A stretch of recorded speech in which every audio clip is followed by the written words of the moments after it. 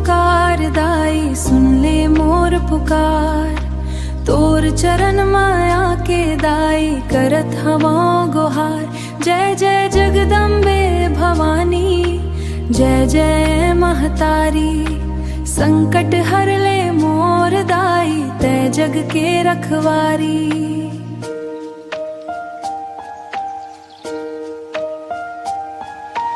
अंधियारी रतिया मंदाई, तोर जोत जगावो।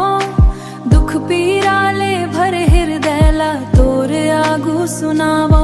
माया कर दे मोर महतारी, भर दे सुख भंडार। सुन ले मोर पुकार दाई, सुन ले मोर पुकार, सुन ले मोर पुकार। लाल चुनरिया ओढ़े दाई, सिंह सवारी आवस। भक्त जनन के कष्ट मिटा के, खुशहाली बरसावस। नौ दुर्गा के रूप धरे, हस महिमा परंपार। जय जय जगदम्बे भवानी, जय जय महतारी।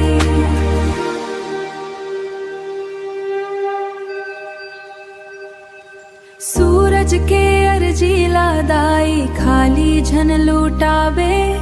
अपन दया के छैहा दे के, जीवन सफल बनाबे। अपन दया के छैहा दे के, जीवन सफल बनाबे।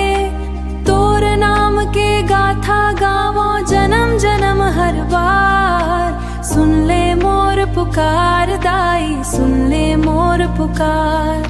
जय अम्बे गौरी दाई, जय चंद्रहासिनी माई। जय बमलेश्वरी महतारी, जय जय जग जननी दाई। भक्तन के रखवार दाई, कर दे बेड़ा पार। सुन ले मोर पुकार दाई।